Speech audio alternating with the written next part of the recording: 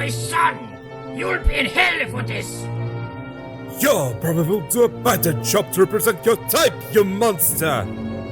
You're not worthy to be on this island, and with your new owners, I shall replace you and take you to the smelters for you to be scrapped. Not all stories start off positive, but we can do our best to have a brighter future and show others that we have gone through changes. Don't blame yourself for what happened on your first day here. It's time to let go of that. It's out of my head. Chocolate? Chocolate? Chocolate? The sunrise. What is it done? There isn't one. Are you feeling alright? Yeah, it's just some personal memories to keep to myself. Nothing for you to worry about. How about you let me be the judge of that? Come on, we need to take some trucks to the goods depot at Bickerstown. You'll have to ignore Julian. That's not easy, considering he lies and talks smack about others to make himself popular. Not unless you call him out for all of his mean things he says, which can ruin his image. I'll try.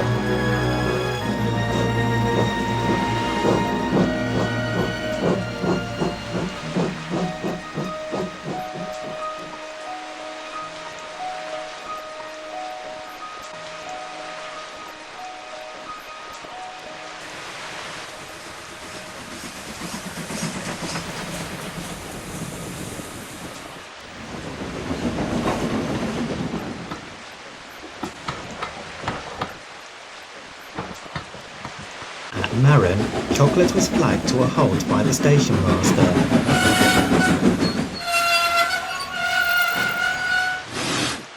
What's up? Leave your trucks in the sidings. It is blocking the line down at Kildane. No trains get in and out of the area. I see. Chocolate moved over to the siding.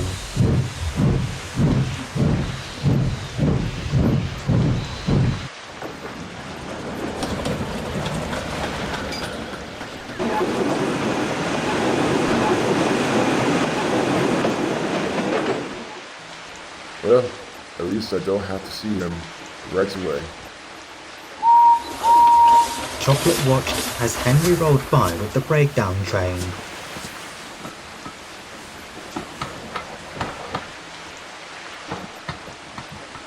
I'll send other engine to take your trucks, as the yardmaster needs you back at Wellsworth.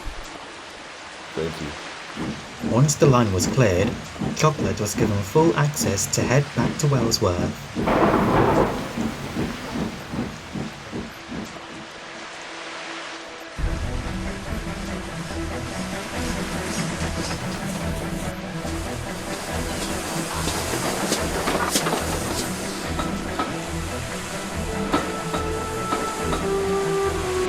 You should have been dead for a long time. You're a big disappointment to everyone's eyes. Leave him alone, Stanley. What did he do to you that gives you the right to be a complete jerk to him? It's called freedom of speech, old-timer. I can say whatever I feel like, whenever I feel like it. No one can tell me otherwise, as I'm always right, and no one else is. You monster!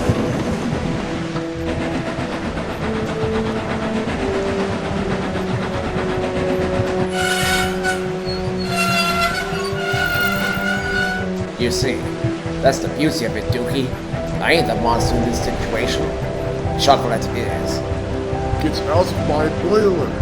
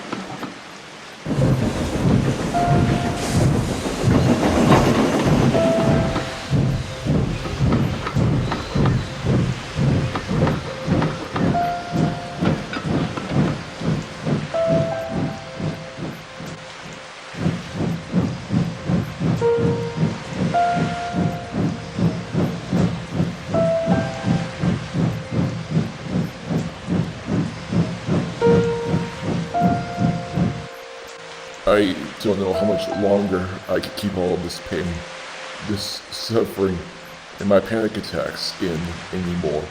I really need to talk to someone about it. I'm sure your owner would be happy to listen.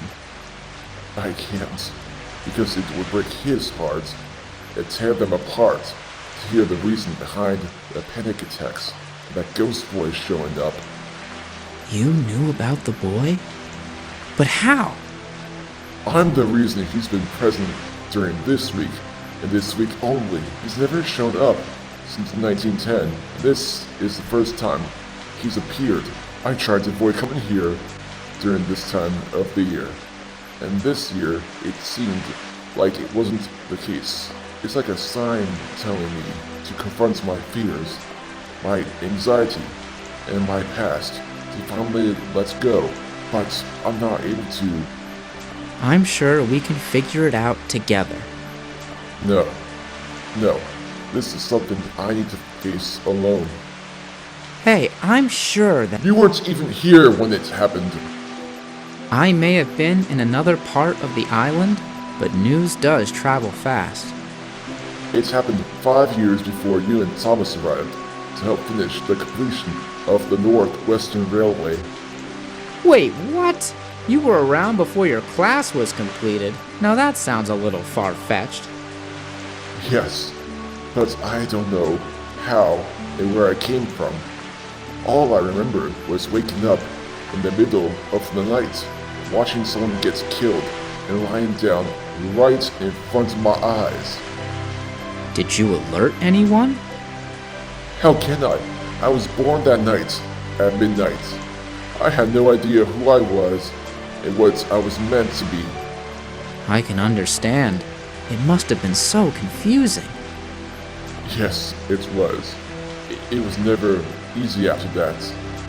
Let me start off with my whole backstory, why no one wants to be around for 5 years. At 8 in the morning on June 10th, 1910, Chocolate was awake a second time as he was woken up at midnight having to watch 2 people fight in front of him, watching one of them get killed in front of him. The workmen arrived at the works and had no idea that Chocolate was brought to life. Harry, go check to see if you can bring a truck to carry the boiler for that yellow engine that works at this light quarry. Sure thing, Matt. Harry walked over to the back and dropped his tools in shock. Harry, don't be a klutz. Matthew, take a look at this. I swear to God, if you or don't pull one more prank, I'll... You'll what? What the hell? You thought this gentleman was going to pull a prank on you. Well, Did you know of this engine being purchased and brought here? No, I didn't. I'll get in touch with Mr. Mack, Mr. Hat, Mr. Caldwell, Mr. Bauer, and Mr. Jacketcoat if they know anything about this. An hour later, the controllers met at the engine sheds at the Scarlowy Railway along with Matt and Harry, while the other workmen were looking over Chocolate to see if he needed a tune-up. Well, you could certainly rule me out the reason that he's here. What's that, Miller? Well, Bertram, it's weird for me to purchase a standard gauge engine, considering my railway is all narrow gauge. Don't forget to build the mid-soldier railway, Mr. Mick. I know, Chadwell. Bauer, do you know anything about this mysterious engine? I'll need to get a closer look at this engine. As do I. Do you remember how you got here? No, I don't. All I remember was waking up and hearing 2 men having a fight. One in a yellow suit, and another in some sort of an unusual looking outfit that turned out to look like you guys. Bertram, do you seriously believe in that crap? Relax, Mac. Relax? Nathan, how could I relax and believe in the crap that this engine is talking about? Mac, you shouldn't jump to conclusions. Wyatt, do you think that this is a bit suspicious that this engine just randomly shows up without any notice like magic?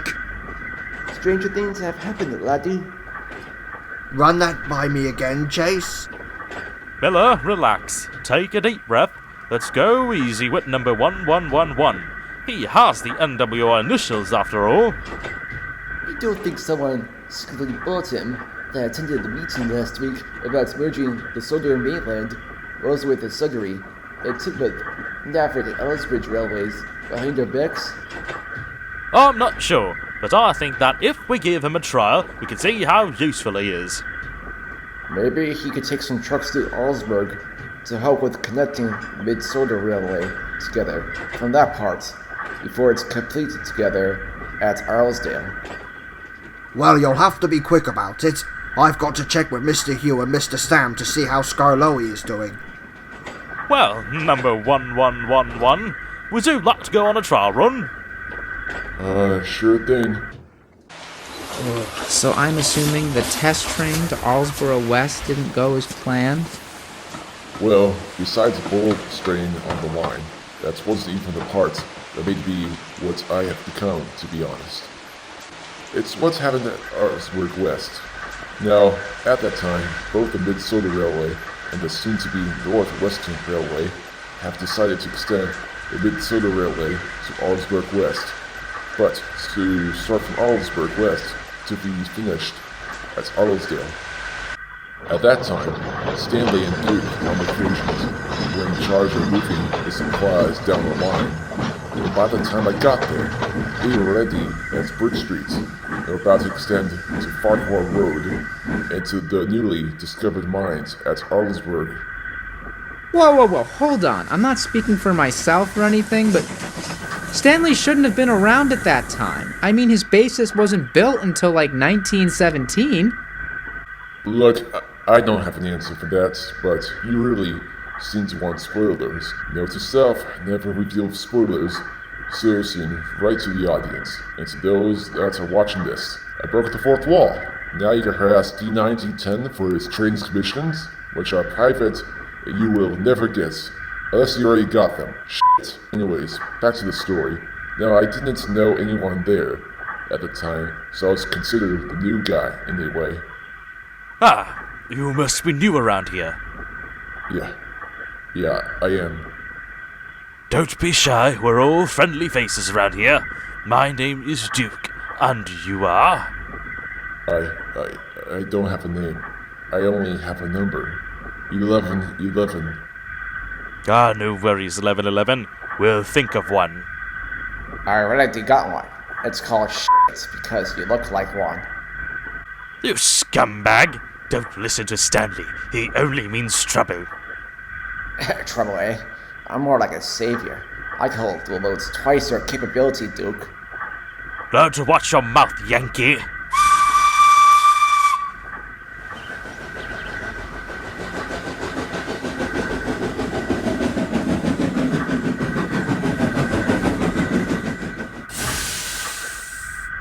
Whoa, I've never seen that engine before. It's one of those stupid old run-down engines they call a coffee pot. Yuck. Useless scrap, I say. Watch your actions, Stanley. What's your action, Stanley? What was that? Must have been shit over there. Don't call me that. Screw off, loser. Language! Glyn, are you alright? Oh, I feel ill. I must have taken bad water at Bluffs Cove. I don't think I can take the train for the return trip to Knapford. How about you take the train, 1111? I mean, you can prove that you are not just goods engine and show everyone how useful you are. I was hesitant at first, but I agreed to do it.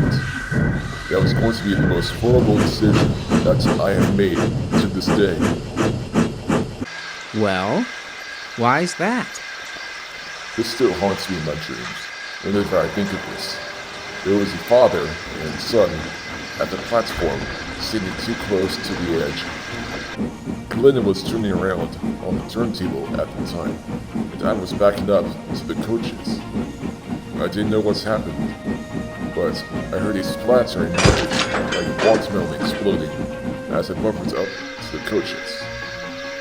At that time, I thought it was splattered fruit all over the station, until I saw some blood on the passengers. I was frozen. So were Duke and Stanley. The yard and the station were completely silent. Not a noise had been made.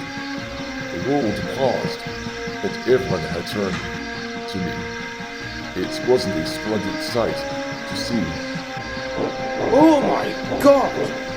Oh boy, this'll turn into a riot, let me tell you. It did. People were shouting death threats at me and told me that I was the devil from hell. Most of them told me to hand right a scrap of torch and to never see the light of day ever again. The worst came from Stanley, as he persuaded people to scrap me on the spot. Duke and Glenn tried to calm everyone down, but to no avail. What I did, you might ask? Well, I killed a 10-year-old boy named Louis Thorne, an innocent boy whose alcoholic father had pushed him onto the tracks, having me take the blame for his death.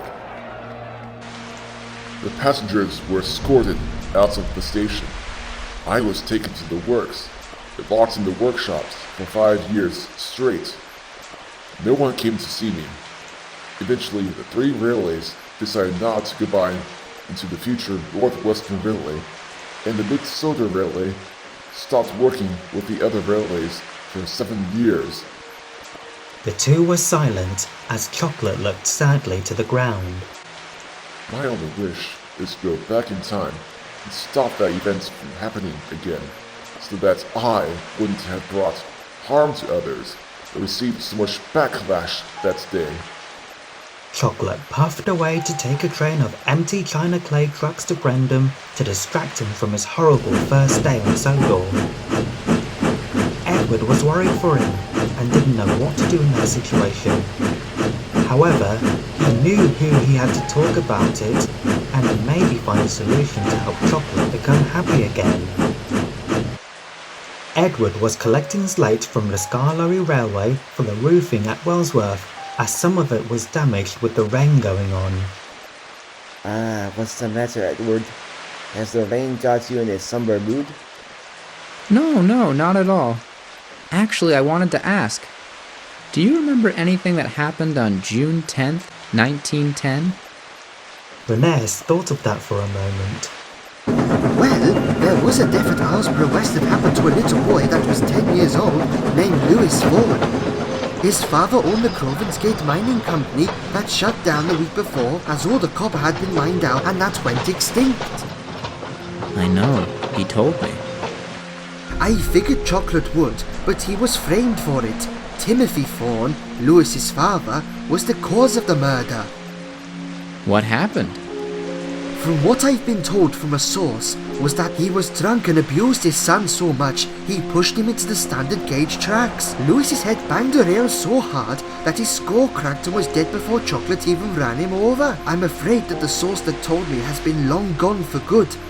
If it helps, try not to tell anyone that you know of this. Otherwise, it will be a chaotic rodeo of riots through that year. I'm fully aware of that.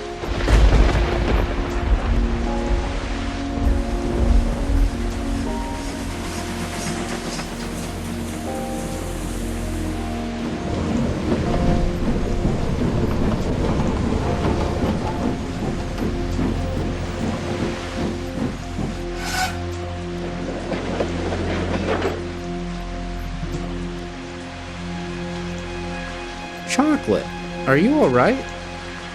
No, I don't think I'll ever be.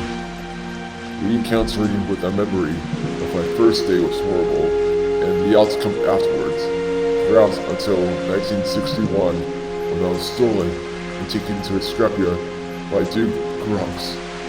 They had to get Nigel to take over until I came back in 1981. I'm so sorry. I wish that I could have been there to help you throughout this tragedy. Edward, do you promise me that you won't say a word about this? I promise. Your secret is safe with me. Well, there is one more secret that you'll need to keep that also ties in with my first day. If it's about Stanley, then I can totally vouch for the fandom to understand about why he came years before he was built. Oh, I wasn't talking about Stanley. I actually meant to say something about Thomas when he was completed over at one of the workshops in Brighton. What happened to Thomas? One of the other E2 tank engines that was like us, well, disappeared in a flash without a trace. That E2 tank engine was supposed to go Soldier instead of Thomas, but since that tank engine disappeared, Thomas was chosen instead. I never met any of our class besides Thomas. Does anyone know what happened? I don't think so.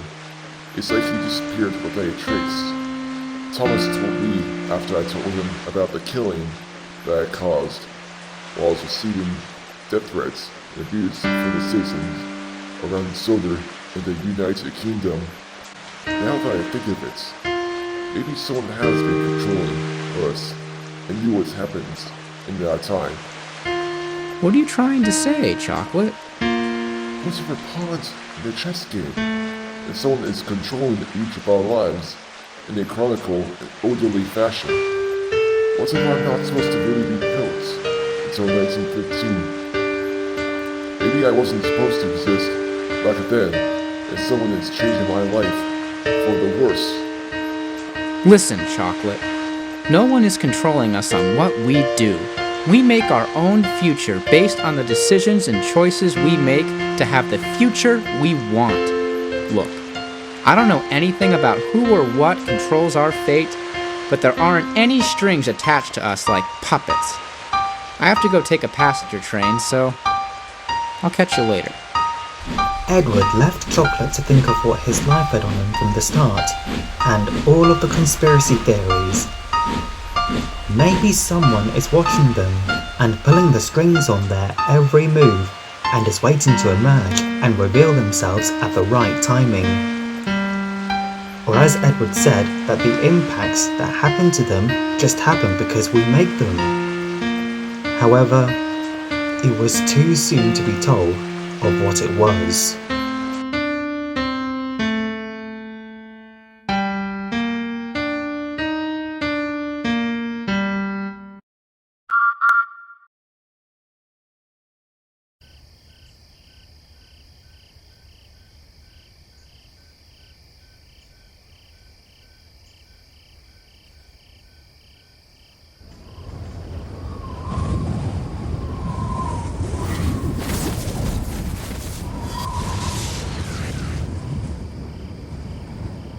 Oh, now what?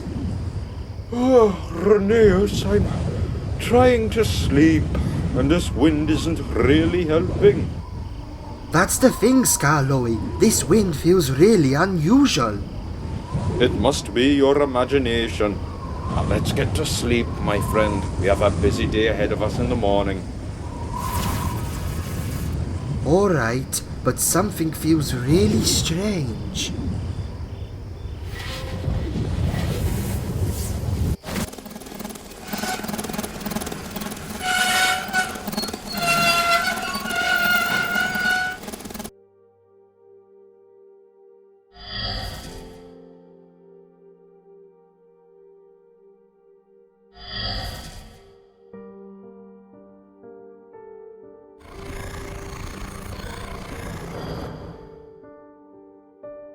What the heck? Who's that?